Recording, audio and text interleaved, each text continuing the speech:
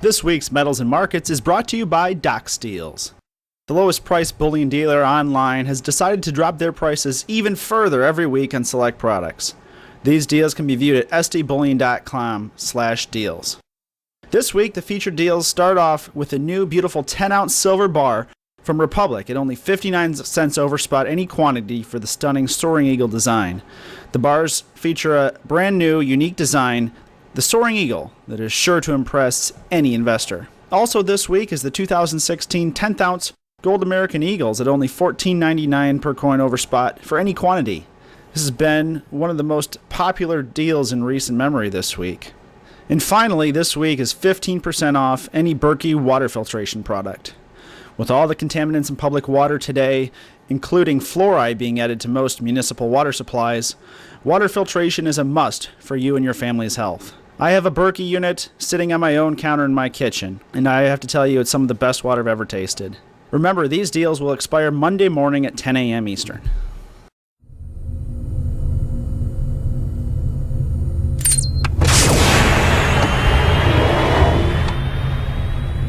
This is the Doc and Eric Dubin with the SD Weekly Metals and Markets Wrap.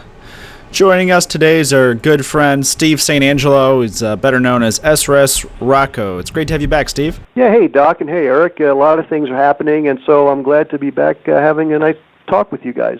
All right. Well, we're recording this week's show late in the afternoon here on Thursday, and it's certainly been an interesting week for the metals, and this week gold in particular, as it's been pretty obvious that entity or entities really don't want to see gold break above 1360. If you look at about a 7-day chart for gold, I think about 5 out of those 7 days, gold has been hammered as soon as it taps or breaches through the 1360 level. So let's start out with the market action here. What's your guys' thoughts on current trading and the significance of that level?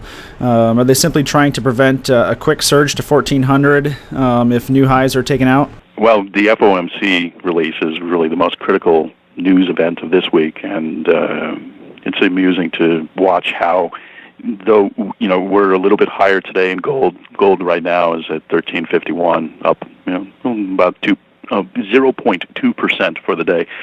After yesterday's smash, people in the Bloomberg circuit and CNBC are kind of pontificating, saying, well, maybe the interpretation of the FOMC minutes were too bearish at first, and now all of a sudden people are considering it more dovish. And this is just nonsense. We had a huge raid yesterday, and they beat down the metals by dumping futures contracts into the market to absorb the ongoing interest in this reboot of our bull market. These kind of machinations are going on, like Doc said, so it's more than 7 days, actually. If you look at the chart for silver, it's been a constant push trying to get over 20, gets over a little bit, gets beaten back, and then, we keep rising and pushing further. And that is the kind of action of a bull market under attack by, the powers that be. They want to control it, but they're not able to control it. Long-term, negative interest rates are a powerful driver, and more people are waking up. Just in the last week or so, we saw, I forget the exact date that it came out, but Jacob Rothschild penned his investment summary, and that was rather interesting because he's super bearish on equities now, too. So, all these large, respected investors like the Soroses of the world and Rothschild and so forth are making a lot of bearish noises, and more people are paying attention to it, and that's what's going on. It's driving our markets further and being able to resist the cartel from capping. But we're going to get over this kind of congestion, and when India comes back online, in particular in about 2.5 weeks, we're going to get a lot more physical buying, and that's going to support the market. Yeah, I agree with those points that you talked about. And I think people say, well, why is the gold and silver trading at this ratio? It's 10-to-1, that's what the mine supply is. Why isn't it 10-to-1? That's 10-to-1, 15-1, that's the historic. Well, they're basing the price of gold and silver as a commodity, not as a store of value or protection of wealth. It's based upon what they get out of the ground. So if we figure that the gold miners are pulling gold out about 1,200 an ounce, give or take, and then the silver miners are pulling it out at 17. That's about a 71 ratio. Well, you look at Kitco, we're somewhere there, 68, 70. So this is how the computers are set up to trade gold and silver. Until we start seeing where you get, let's say, a surge of investors coming in, like what happened in 2010 and 11 into silver.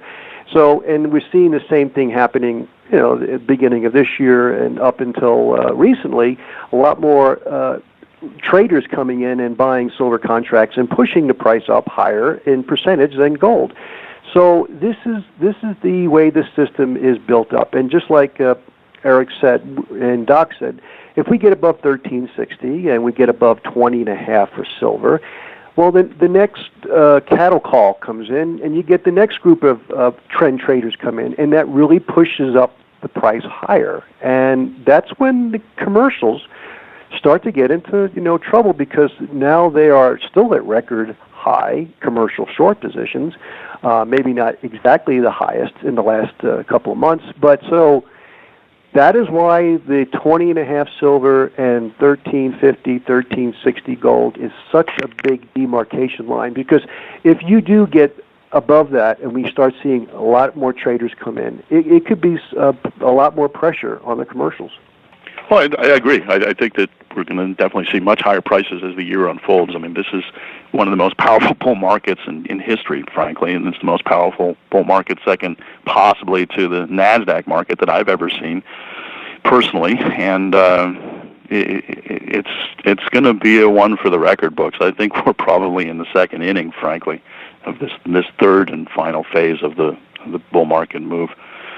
So, this year. We'll also see a lot of geopolitical tensions in the election. It's going to be a circus. It's going to be insane, frankly, and it's going to heat up a lot more than what we saw in the primary contest.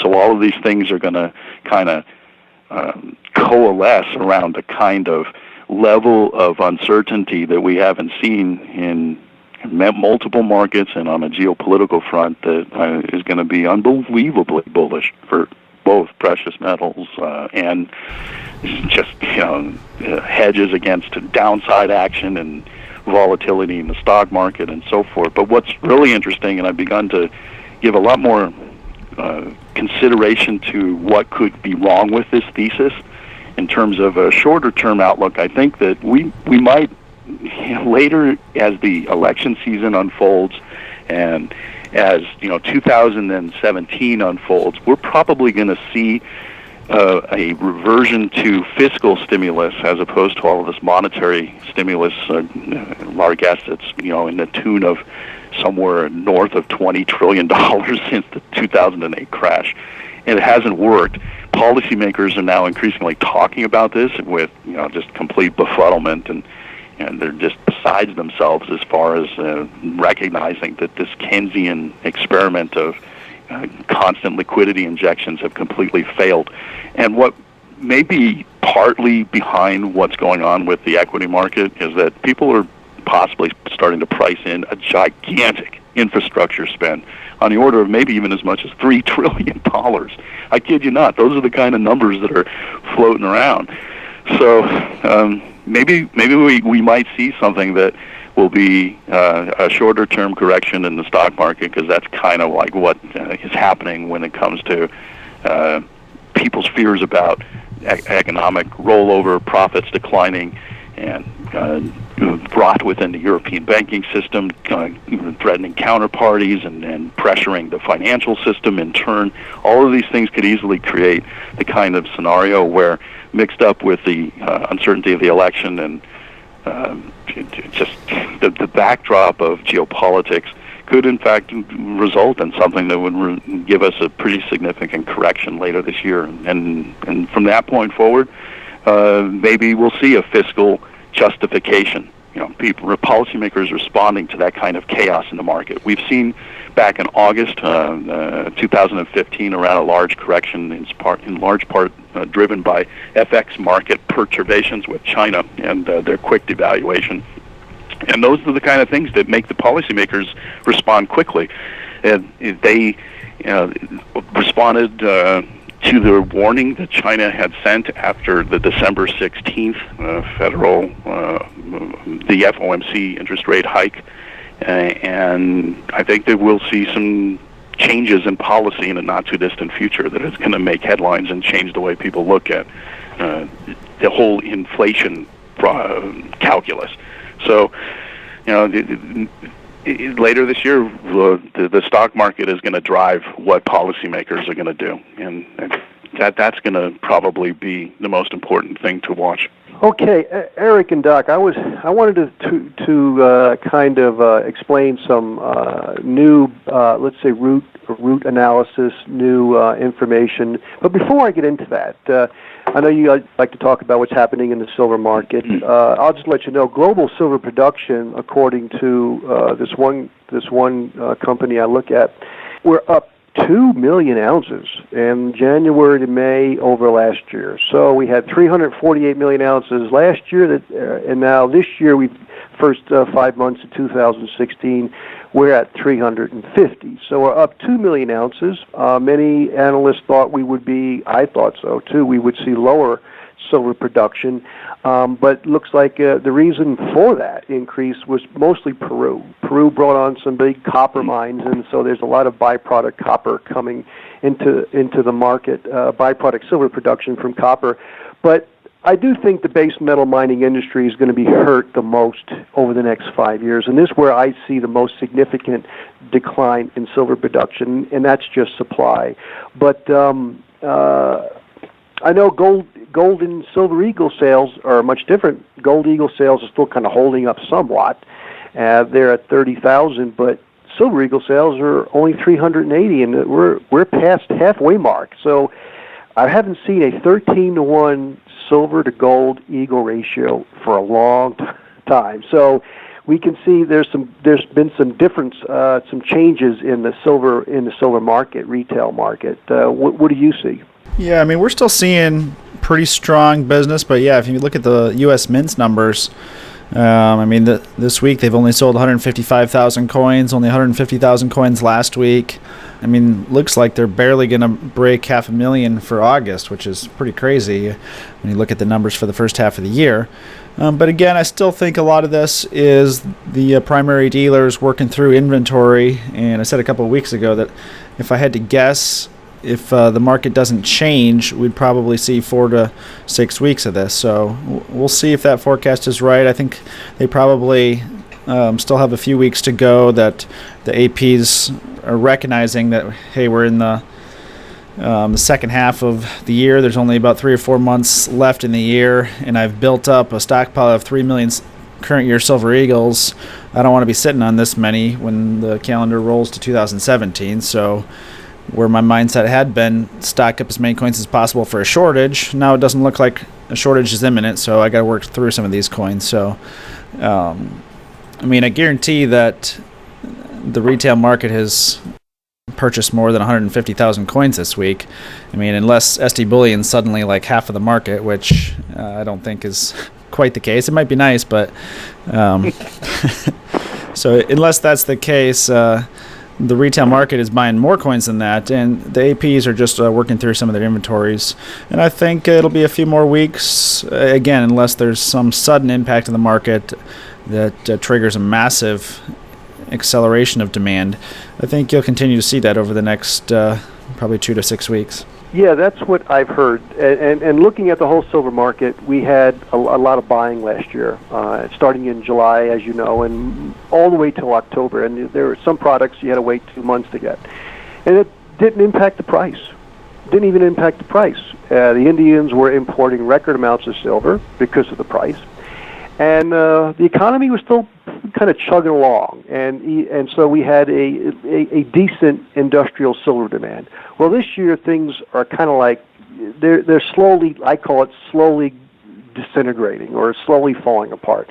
Industrial demand has fallen. I would imagine the large entities, maybe the Indian traders that came in early, bought silver very low, and other traders as well. They probably sold some of this silver back into the market over the last 6 months, or especially the last 3 months.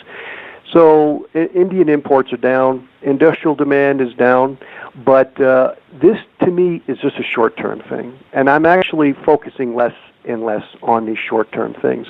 And so I do think these smaller numbers for the U.S. Eagles is just a temporary thing, because to me, if you're not in gold and silver, there's something really wrong with your brain. I hate to be that blunt, but if you're not in physical gold and silver, as time goes on, and I've made this statement before, we're not insects, we're not gerbils, we're not livestock. We live 60, 70, 80 years, so we have to look at things in decades. And so when you retire, you don't retire after a year or a month.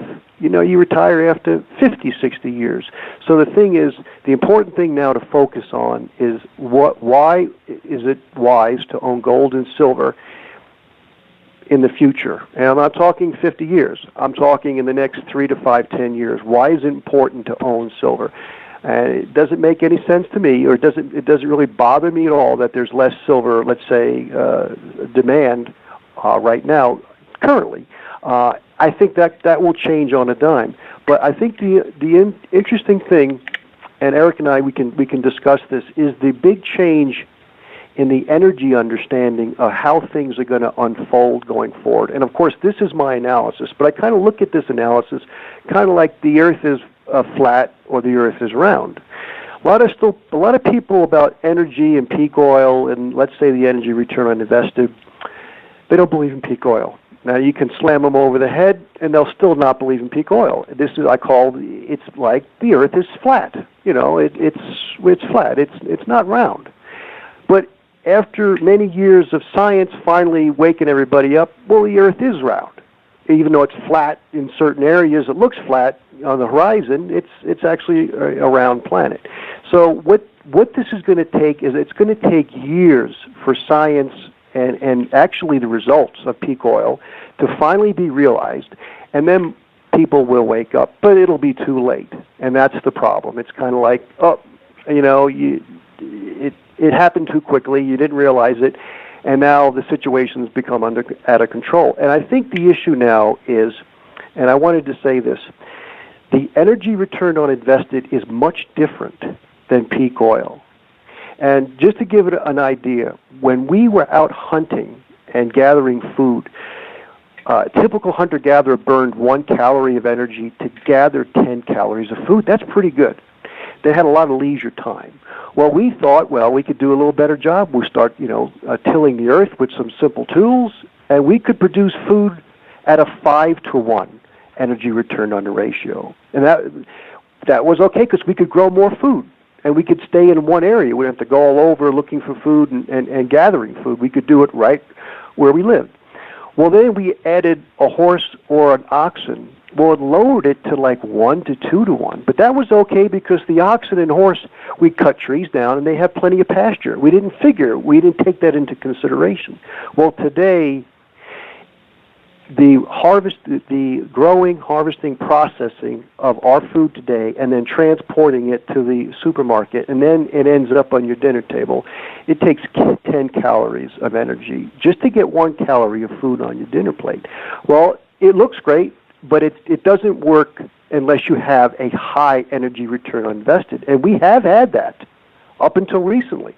We've had that since we started going into oil or pulling oil out of the ground in the 1900s.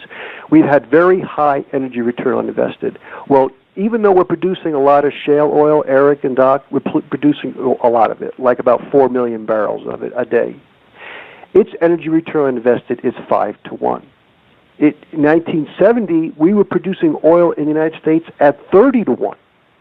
So we had all these profitable barrels to do all this stuff, create the interstate highway system, to do all these wonderful things. Well, now we don't have that same amount of energy. So the thing is, you can't. What's the word I'm looking for? You can't cheat peak oil and say, well, peak oil doesn't happen because we just brought on 4 million or 5 million barrels of shale oil in the last 5 years. The problem is that oil is very expensive, and we really can't afford it, which is why the shale oil companies are in debt up to their eyeballs. And so now this makes the whole living arrangement much more difficult for Americans. And if you, to continue business as usual, if you don't have the profitable energy, you add debt. And if you look at the debt everywhere, the debt is just, it's going exponential. So some people may say, well, this can go on for another 10, 20, 30 years. I don't think so, because an exponential debt increase doesn't go on for 10, 20, 30 years. It ends pretty quickly. Well, peak oil has been masked when the economic crash of 2008 happened, combined with the shale output burst that came not too earlier than that. I mean, we started ramping up shale production pretty aggressively starting around 2005, 2004. So the United States went from some 6 million barrels per day production last decade to almost around 10. quite a feat. And that, the United States, in fact, has been the largest swing producer in terms of bringing new barrels to the market in the last decade or so because of our shale revolution. And that really has masked what is going on in the energy world when it comes to the impact of peak oil and declining energy return on energy investment. It's a lot more expensive to pull oil out of the ground, and alternative forms of liquid concentrates or condensates, natural gas condensates, heavy oils. All of these various non-traditional oils are in fact making up a larger and larger percentage of our global supply, and that supply is a lot more expensive. I mean, there's always going to be bursts of production given technology's application, and that's what the shale revolution was all about. And we, have the prospects of finding new provinces where there's probably a heck of a lot of petroleum yet to be discovered in the polar regions of our planet as well. I mean, but the thing is that these things mask the process of peak oil, and it confuses people. People look at the addition of petroleum that we've been able to procure from shale, and it masks the ability to understand what is in fact peak oil up and running. In 1972, I believe, we hit peak production in the United States, and then we once again came pretty close to 10 million barrels. And that's all been shale. And now, shale wells have very rapid decline rates. The whole industry is teetering right now, and we will probably see a very fast decline in our shale production. I wouldn't be surprised if it's, halved in 3 or 4 years' time. And when that happens, people are going to not question peak oil in the same way that they're doing now. You mentioned something earlier in the interview here that there's this idea of this $3 trillion infrastructure spend. Yeah. Well, you could throw $3 trillion, but if you don't have the energy, it's kind of like it's the Roman Empire. We're going down the same road as the Roman Empire. You see, if two robbers, you give them a couple of shotguns, and they get a nice meal beforehand. They go into a bank, and they steal $1 million. Now, the energy return on invested of that of stealing that much money and getting what that money will buy you in energy, buying a brand new car, houses. Their energy return on invested for stealing that money from that bank was very high. The Romans did the same thing. They went in, but instead of using bank robbers, they had legions, and they built these legions up, and they went around taking over other provinces, and they took their resources and their wealth. And this was a very high energy return on invested. And so as their empire grew, and of course they would enslave the people. See, they didn't have oil, so they had slaves. So that was the energy, was the slaves. And so even if they died, they didn't care. They'd get more slaves. So it's unfortunate, but that's the way they saw things. But when their empire got so big, they could no longer attack and get more provinces and more resources. They had to defend all this stuff now, and that cost a lot of energy, money. So they debased their currency. Well, the whole thing fell apart when they could no longer continue to expand. So they had to live off of the 5-to-1 energy return on invested of their farmers. Well, what they decided to do is they wanted the farmers to grow more food, so they taxed them higher. The farmers said, "To heck with this! I'll just grow enough food just to take care of my family. Well, then they came back and said, well, we're going to tax you on what you should have been growing. So then the farmers just left the land, and this is how the whole thing kind of imploded.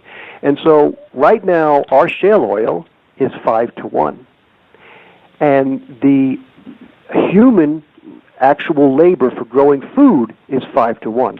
The Roman economy, which was all expanding, had 1 million people in its city, had all these roads, had all these forts and all these legions to pay for, they couldn't afford to survive on that 5-1 farmer energy return on it. They needed 10, 15-1.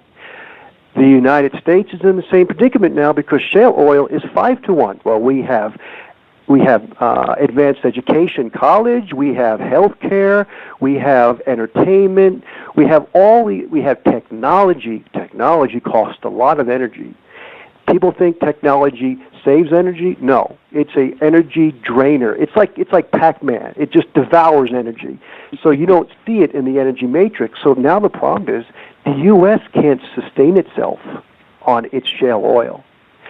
And so now we're in big trouble. And if you look at the top 3 U.S. oil companies, and people say, I still believe in peak oil because it's the oil companies, it's a grand conspiracy. They're controlling everything. Well, if they're controlling everything, how come they're losing money now?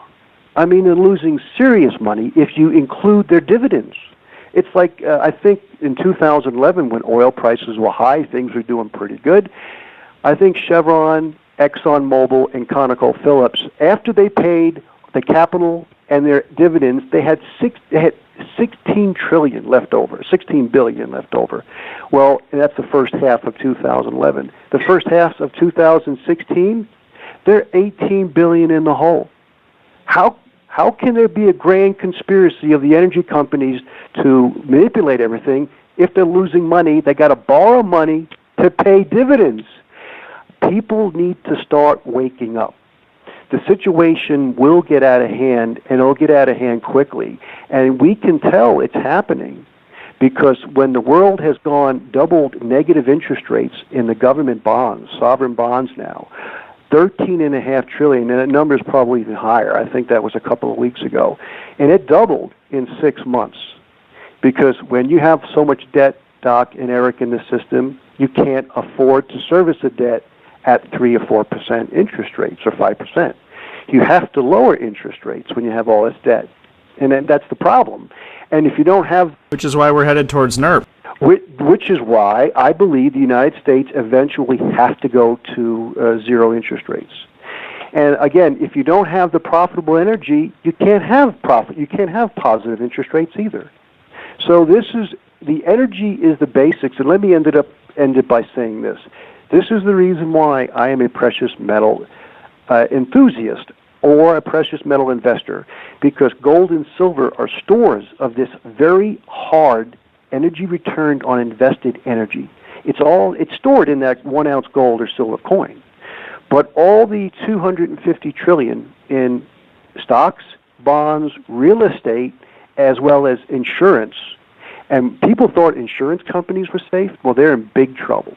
And I hear if the insurance companies go down, the whole system goes down because you can't really hedge anything without insurance. So the insurance companies was on zero hedge a week ago. They invested in shale investments. Well, they found out what a mistake that was because shale is garbage. I call it subprime energy.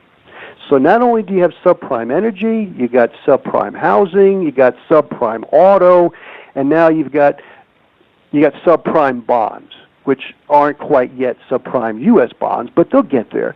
So the whole U.S. economy is subprime. So if you want to protect yourself, to me the best place to be is in physical gold and silver, because most of the other assets, which need very high energy return on invested to survive, real estate, stocks, and bonds, are going to be in severe trouble. Now, this is not something that's going to happen next week or next month. But again, we live long lives, so you have to protect yourself over the next 3 to 5 years, a decade, and longer. And I think as time goes on, the world will realize that people will realize that the world is round, peak oil is round, and it's not a flat earth, and so things will change, and I will see a lot more people moving into the precious metals, which is why their values will explode compared to everything else. Because as we talk about inventories available here, and there's a decent amount of inventory right now in the summer, I mean, that's with a fraction of a percent of the population invested. If you move that number to 2% or 5%, which, Steve, you referenced 5% as a joke, I mean, that completely changes the physical supply equation. Oh, yeah, and, there's this one question someone asked in this recent webinar. Why is it 5%? And, 5%, why do certain gold analysts recommend 5%? Like Rickard says, you should put 5% in gold. Well, actually, he said 10. Or 10%. Okay, 10's good.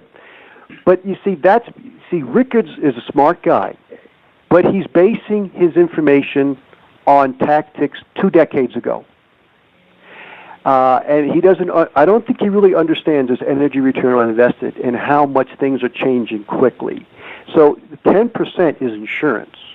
You need a lot more. So why would you have 10% in gold and then put 90% stocks, bonds, and real estate? It's like, it's ludicrous. So now I think people should start really looking at moving that percentage up. And in silver, it's much less. I think it's a fraction of a fraction. So you're correct. And this has been, I mentioned this in a past interview, this debt, U.S. debt since 1980 has increased 22 times, the public debt to $19.4 trillion. Well, ironically, the Dow Jones is now up 21 times, same since 1980. And the S&P, I think, is right up 21 times too. Well, isn't that ironic that the debt and the Dow Jones and the S&P average are up in the same 20 range? Because it's all debt-based. And so I think the issue is you don't want to be in these debt-based assets of stocks, bonds, and real estate. And I still get people emailing me, well, isn't real estate a physical asset? Well, it is. But you need energy. What happens, Eric, you just mentioned it, when oil production in the U.S. really declines?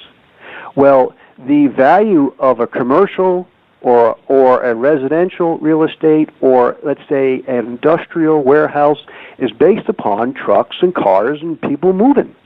You need economic activity. Well, if oil production really declines, and it will, then you're going to have less economic activity. Well, those values of that real estate are going to plummet. And when the world wakes up, then they're going to start moving out, and they're already top commercial real estate guys are saying it's a bubble. We're at the bubble already, and I don't think we're going to have another bubble. I think this is the bubble that ends all bubbles. So again, I'm being a little passionate here because I really think a lot of people don't get the energy. They really don't get the energy, and the energy runs everything. And so when the energy is in big trouble, all those supposed claims on energy production, like stocks, bonds, and real estate, they are going to implode in price. And so the only way to protect yourself is not to be in those. And I would imagine some of them will do okay, but the majority will not. It's interesting that a lot of people really readily understand precious metals as a store of value that is unencumbered with counterparty risk. And in a roundabout way, precious metals are a store of value unencumbered by energy risk as well, too. It's an interesting way of thinking about silver, and you champion that. And I think people need to wrap their brains around the fact that it takes a lot of energy to mine, and having metal in one's hand is something that will be perceived as having value by society, even under social duress conditions. And we've seen examples of that in Argentina and inflations of other countries, and precious metals will be able to hedge that kind of volatility coming out of our economy. So, the energy aspect of what a store of value in precious metals represents is something I think that's really underappreciated, and the work that you do spotlights that better than probably any analyst out there doing it. So I'm glad that you constantly hammer the the point. Well, I appreciate that, and I hate to be a broken record, but you know what? After I put out this article, the coming breakdown of U.S. and global markets, explain what most analysts missed. It's had to be my most. I get the most replies, feedback from followers, new and old, and light bulbs went off.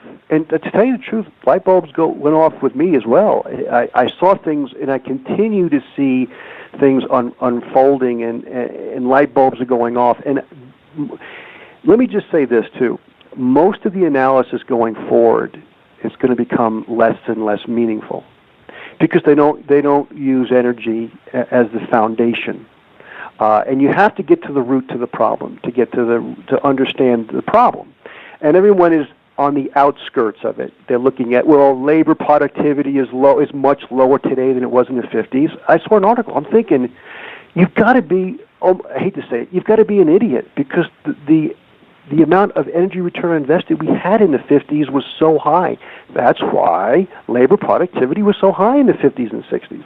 That's why it's so low now. And the thing is, I hear one comment is, well, why get in precious metals if the energy system falls apart? It's going to be like Mad Max, or that could happen. I don't know. But it's better to be in guns, bullets, bulk food, and water. I'm thinking, well, those are good things to have. But I would rather have precious metals after a collapse than have paper assets, because at least if the things are bad, your gold and silver coins are going to provide you options that your worthless 401k will provide you zero options. So the thing is, at least having physical metals will at least give you better options than a worthless piece of paper that gives you no options. So there's no guarantee in life, but that's how I look at it at the worst case scenario for gold and silver. I think they'll give you better options than most of the other assets, because I travel a lot, and I go down and I see these 3,000, 4,000, 5,000 square foot homes. And what I see, it's kind of like the Sixth Sense. The guy goes, I see a lot of dead people. Well, I don't see dead people, but I see a lot of dead neighborhoods. I see a lot of dead activity. I see homes in the future that are just abandoned because we won't have the energy to run them. And so you don't want to be in a 4,000, 5,000 square foot home that needs a lot of natural gas and electricity, and you've got to drive to work. You don't want to be there. You want to be in a home maybe that's smaller and closer to a farmland. And I'm just making a generalization here. So when I drive around, I see the future as it unfolds. And I think people don't see it that way. Most people don't. They see that we're going to continue building and adding more strip malls, more manufacturing, or not manufacturing. We don't do much of that. But we're going to add more things. And I think we're at the epic. We're at the peak now. And I think things are going to start to unravel. And they are unraveling in different regions of the country. Where I live, things are a little bit better. But I think in the Northeast, things are much worse for people because of the infrastructure. So I just wanted to add those few things, and I think I would like to continue talking about this in the future, because this, to me, Doc and Eric, is manipulation and the debt, and we know Deutsche Bank's manipulating silver. We know they're keeping the price capped. But it's like, we're going to get past that, and you better worry about where your food's going to come from. You better worry about, do you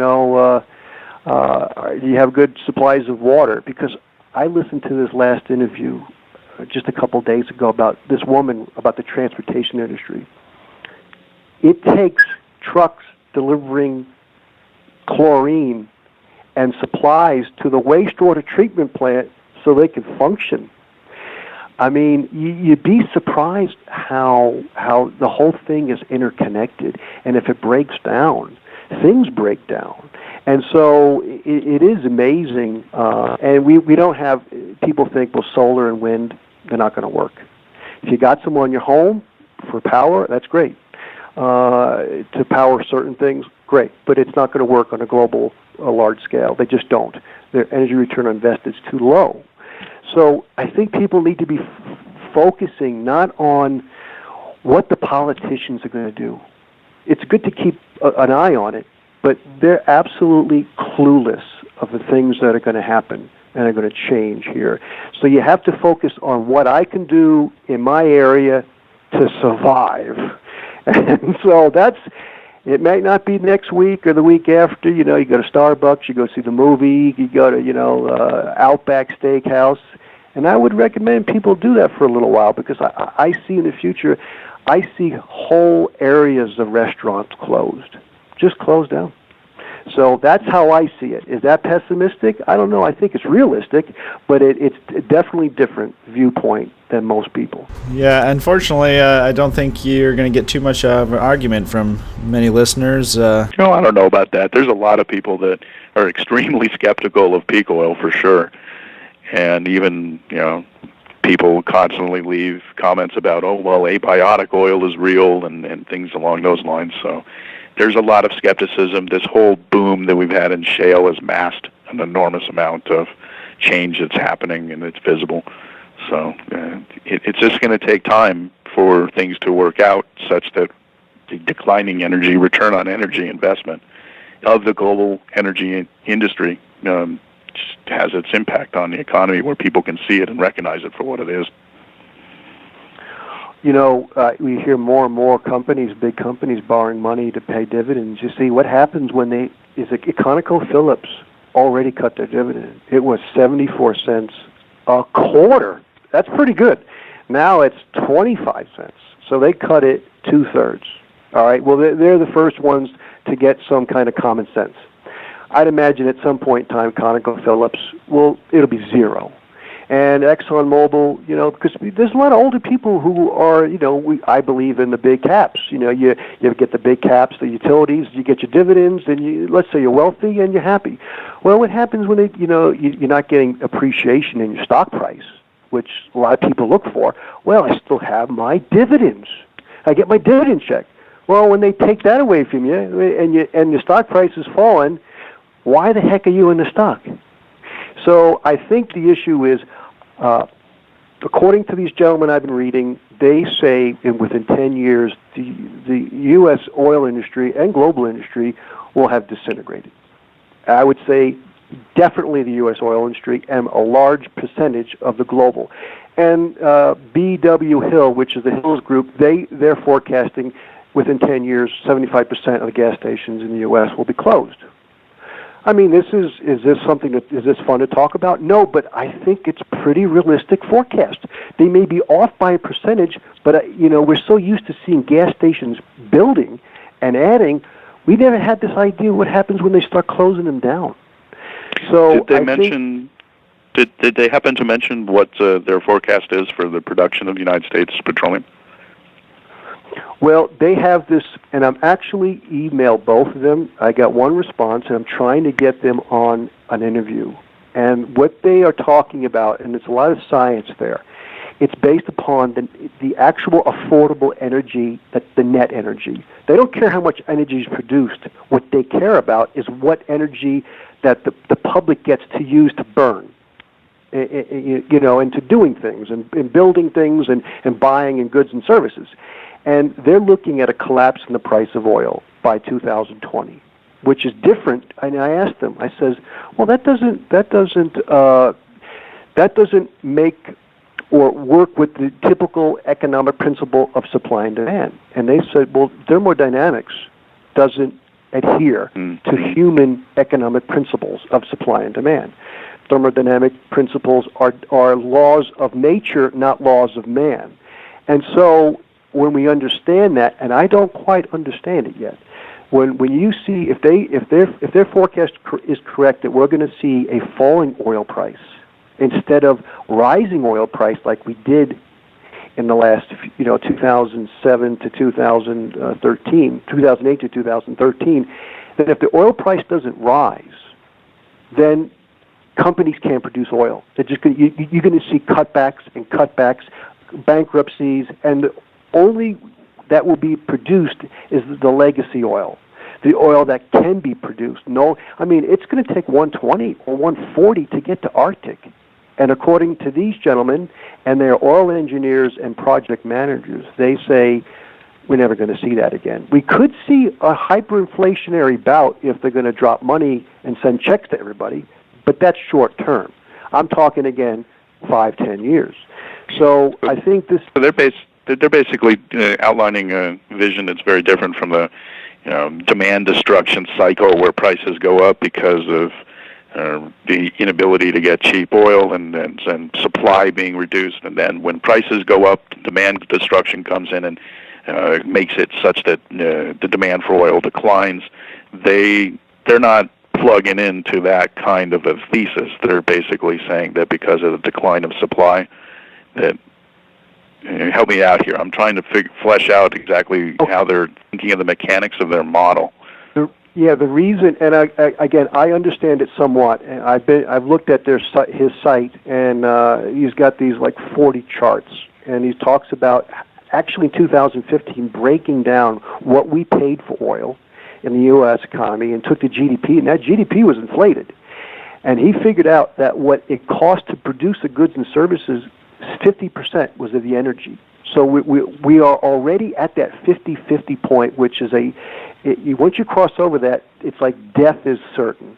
And so the issue is, yes, we could have demand destruction, and then the price would go up because of more demand would come on. But that's only happened, Eric, because we've added all this debt. Now the debt is becoming unsustainable. If you look at a chart of debt, it's gone exponential. So they don't see this, well, we could do this for another 10, 20 years. They don't see it that way. Anything that moves exponential doesn't last. It ends quickly.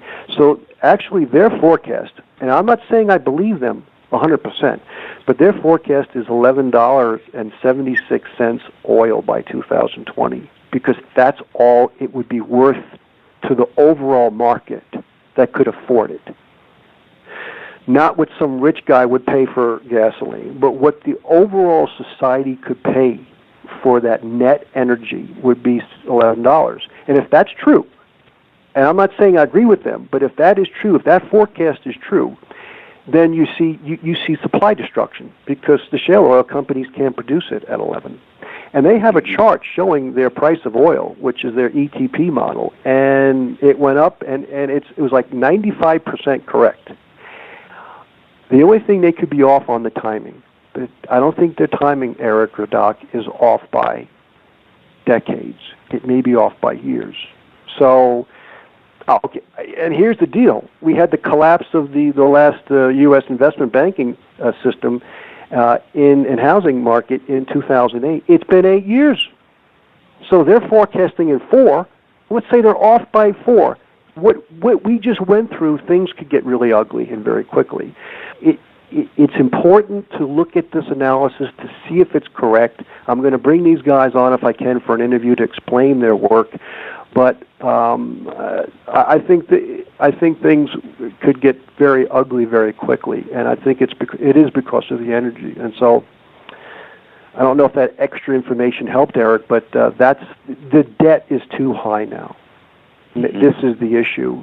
There's just too much debt now, and so to deal with the debt as well as the energy problem, it's becoming unsustainable. So that's why they don't see a bump up and then crash and then a bump up. They just see crash. Yeah, interesting. Well, definitely we'll look forward to hearing that interview when you get them.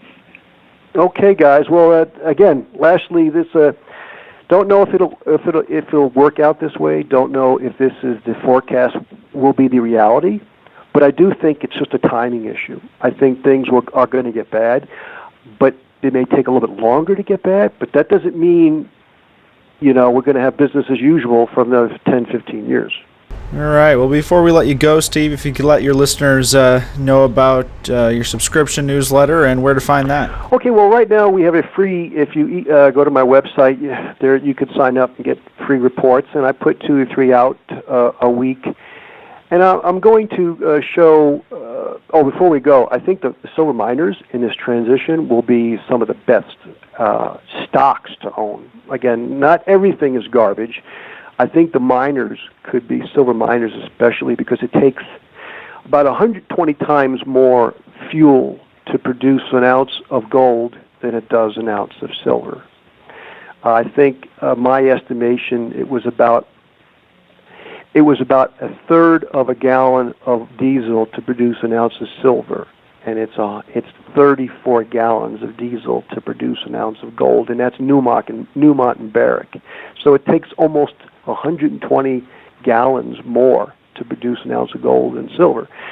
So I think the silver miners will be actually good stocks to own. And this is not a guarantee how things fall, but because the silver might be hard to acquire, when things start to unravel, the next best thing is going to be the miners. So I think the miners will be a good place to consider. But check out the SRSRocco report.com, and I'll continue putting out this analysis. And people, your readers and followers are more than welcome to check it out.